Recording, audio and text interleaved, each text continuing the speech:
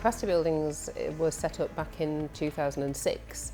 The idea was that we would take on community buildings and encourage other partners from the voluntary and community sector, local authority, police, health, to come together with us and share the building so we could all promote our services jointly. Over the years, obviously being set up back in 2006, we hadn't had much chance to reflect on where we were going next. It had been some 10, 12 years since we'd done our original business model, and we'd evolved into doing more heritage work actually. We'd taken on some almshouses which were Grade 2 listed, and as a small team we'd got an interest in heritage and history, so we'd started helping other charities manage their assets rather than going in as the original business model suggested and sharing with others in a single building. So we were wanting some support really to rethink our direction of travel. I mean, the great idea of working with our advisor was that the impact was obvious straight away because it made us think completely differently, as I said. But it was also about challenge, which we weren't used to. We were used to doing our own thing, and it was great to have a third-person perspective to challenge our thoughts. And when we gave responses and come up with ideas, you could see that we weren't just doing it mechanicalistically. We weren't just going through a process. We were really thinking deeply about, well, if we did it this way, how would that impact on our clients, for example? And if we changed our model, what would it do for them? Would we keep their interest? So the impact wasn't obvious straight away, but over the months of working with the advisor and sort of changing things and trying out a couple of really simple ideas, we were able to make a difference. Obviously the challenge that we faced in terms of the delivery was we were heading towards a global pandemic. Who could have ever foreseen that?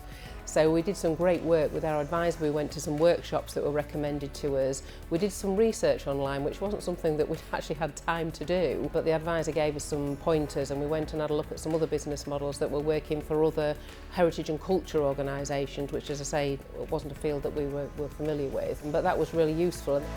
One of the things that we have had positive experience of before we were part of the programme was the need to diversify income streams, not just rely on one sole source.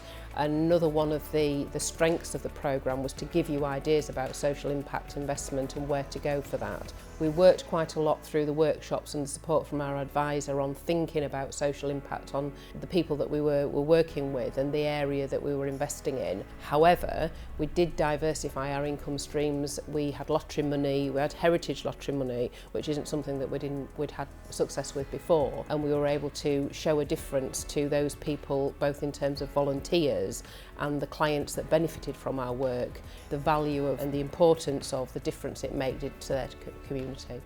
Given we completed the programme before the global pandemic was upon us, the lessons that we learnt from our advisor and the work that we did in groups through the workshops, I think gave us some good information and good sources to draw on. So, you know, the research that we did online, we were able to use that to think about different income streams that weren't necessarily social impact at the time, but it gave the organisation the opportunity to stay sustainable and to keep operating, which we probably wouldn't have been able to do when we wouldn't have been strong enough to do that had we not learnt those lessons through the programme. When you get third-party advice, which we hadn't had before in our organisation, you can tend to be a bit sceptical, especially if you're giving that advice out yourself.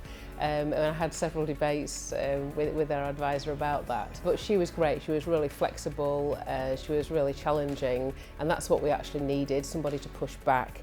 Not to agree with us, to challenge your thought process, to challenge your business model and make you think differently about what you're doing. And then supplemented by the workshops and meeting like-minded people and then having conversations with them about the challenges they faced and sharing ideas and solutions together, that was really, really valuable.